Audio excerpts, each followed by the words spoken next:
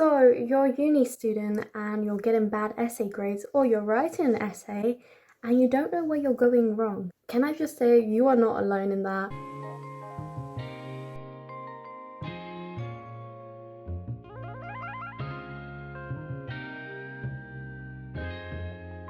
Ryan Little. Hi, my name's Becca. I go to Durham University. I'm a third year modern languages student, so I study French and German, and I'm currently on my year abroad, so I'm living in northern Germany, working as an English language assistant. Hopefully I'll talk on my channel a little bit more about my year abroad, what I got up to in more detail, and more on my channel about my year abroad at some point, but just not yet. I'm just trying to enjoy the moment, if you get me. For those of you who have been subscribed and been seeing you guys comment on my videos and stuff, and thank you so much for the love and support and like your DMs. Like, it really means the world to me when you guys like say, oh, by the way, your video really helped me, or like, so true what you say, like not enough people talk about it, and it's exactly what I've wanted to do with this channel. So thank you so much for the continued support. I personally last year went through a really bad essay crisis where I was completely doubting myself. If you have a look at one of my YouTube videos, basically I got a 50 on basically one of the first essays my first term, and it counted for 50% of the module. 50% people. Do you know how damaging that was to my average mark? But anyway, we're not going to talk about that. That's the past. What today I want to do for you is I want to reveal 5 biggest mistakes that I personally made as a uni student, reflecting back when writing essays, and why I think now, looking at the feedback, I didn't get as high as I wish I'd got, if you get me. And take notes, take it from my experience, and I wish you the best of luck. Don't forget to subscribe down below, as per usual, if you want to see more of me and updates from me, and comment down below if you have any tips for the rest of us. Number 1.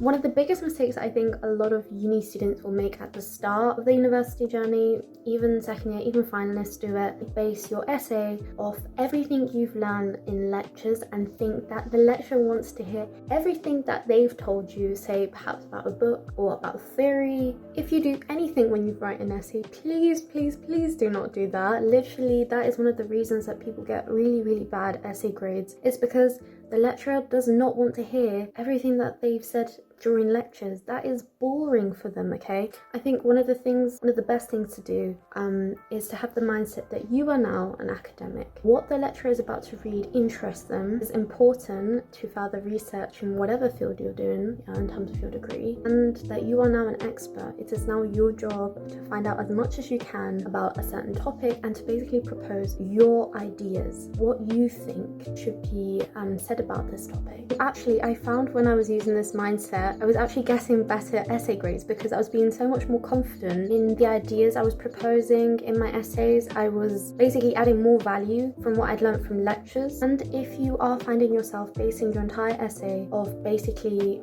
everything that you've learned in your lectures, then you have to really ask yourself whether you fully understood the material or the topic that you're about to talk about. If you don't understand what you've been taught in lectures, there's no way that you can now independently go out there and find material to basically build up on that, or to take a different point of view or approach. Lectures are there to basically give you the basic building block material. So I don't know, sometimes it's actually good to be risky. Of course, you need to back this up with evidence, that goes without saying, but sometimes it's okay to be risky. Number 2.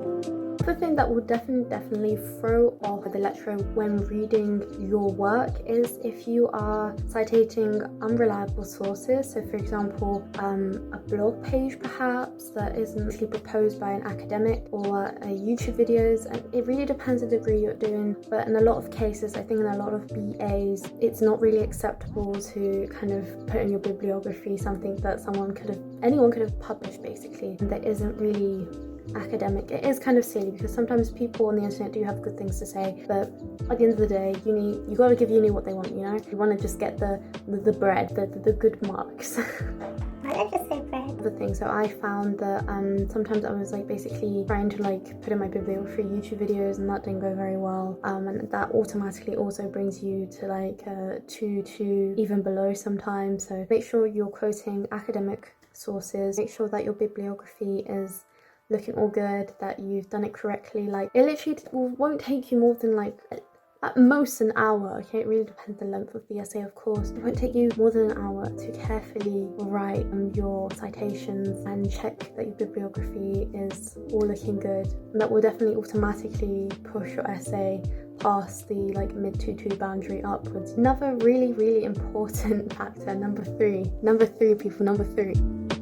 The really important factor when writing an essay is having it really nicely structured. And I know that sounds silly, but I made a stupid mistake and I used to not tightly structure my essays. But what do you actually mean by tightly structured, Becca? When I say tightly structured, I mean that from your introduction, the reader should already know what you are concluding, what you found, and you should be basically taking them through the path of your essay. So telling them, okay, this is my introduction, so this is basically what the essay is about, and basically telling them the pit stops that they're gonna take on the way there in order to get to the conclusion, and they all comes nicely together.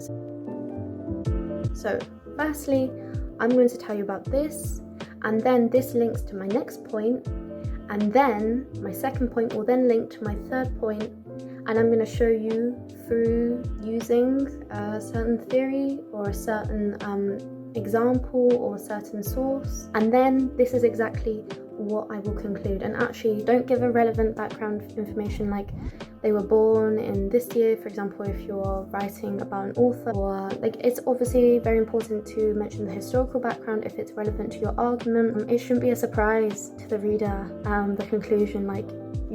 This person should be able to just read your introduction, already know what you're concluding. It's not a big secret, and that will honestly change your essay. Also, it's clear in your head, right? It's clear in your head what you're arguing. And by the way, you can write your introduction for last. I've done that. Sometimes it's easier, especially when you don't know how to write an introduction at the time, and then you can kind of see how your essay flows and how everything nicely links to each other. I found that's one of the reasons that I managed to get a 72 on one of my last essays. That was for Francophone literature, is because everything actually went nicely. My overall argument basically made sense, and then in my different paragraphs, the points I was making kind of linked with one another, and I was also going into more detail in some paragraphs about a certain concept I thought about, or certain theories or certain interpretations. So as you can tell, it's hard, but it's easy at the same time. Another thing that will definitely always push you back in the 2-2 boundaries and low 2-1s as well is throwing in evidence into your paragraphs and not explaining it. Literally saying, say it's about a book, say you do English literature, for example, and then you kind of just throw a quote from the book, okay, or you throw in a theory that you learnt about. Sometimes what happens is people will know exactly what the lecturer is going on about, they'll do research, and then they'll find, for example, something even more interesting, right? And then what they'll do is they'll just throw it in, and then it's okay, so this is interesting, but how is it relevant to your argument? What is this adding in terms of value? How does this make your argument stronger?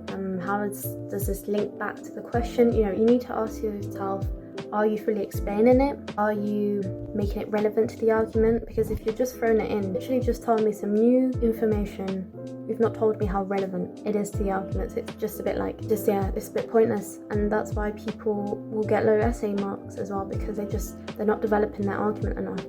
You found all this great stuff out, but you've not explained it, so the reader doesn't know what you're thinking in your head. Finally, a last point, which is not for everybody but sometimes happens, is not having a consistent voice, a consistent overall argument. So for example, if you're contradicting yourself, so say you said something in paragraph 1, but then in paragraph 3 you've just contradicted yourself, and what you just said in paragraph 1 doesn't make sense now with what you just said in paragraph 3, then that automatically as well doesn't give a clear argument. And that's literally, and I've literally spoken with so many friends about this, what lecturers are looking for is clarity. They want to be able to read this piece of writing, give you a mark without having to second guess what you're saying, without having to think for themselves. It's kind of just thrown at them. It's well explained, it's clear. When you're not being clear or you're being inconsistent with what you're arguing, it makes it very difficult to know what your overall argument is, if you get me. I don't know if that's clear enough, but make sure you're being consistent. Stick to one argument, argue it the whole way through. And I think it's important to highlight it's okay to change your mind when you're researching or when you're writing. It's okay to change your mind about your argument or make some adjustments. It's okay. If anything, that's a good sign. If you're changing your first opinion or first like gut instinct on something, you're meant to. And that's actually, I think, one of the beauty of like writing essays. Sometimes you're like, oh, actually I've had a really good idea now. Put it in there. But make sure it's well argued. Peeps, the sun is setting down now and my camera is slowly getting worse quality because it doesn't work good with low light. So I am gonna close this video here. I hope you found the tips I've just given you very useful. Do come back to my video if you like just need a refresh at some point, because I think they're very important points that sometimes we forget. Like sometimes we just think that lecturers are being mean when they're marking essays, and that it's just because they're not being all fancy with our writing or something like that. But sometimes it's just really the small and simple things make the hugest difference when writing essays. So keep an eye out for them, the mistakes I've just told you, and feel free to reach me on DM. So I've had a lot of you actually DM me lately, and that's really nice always to get in touch with you guys. I hope that you are having a great time at the moment. I know it's a very difficult time, but stay safe, sane, doing whatever you like to do during lockdown, and we'll see each other in another video. Bye guys.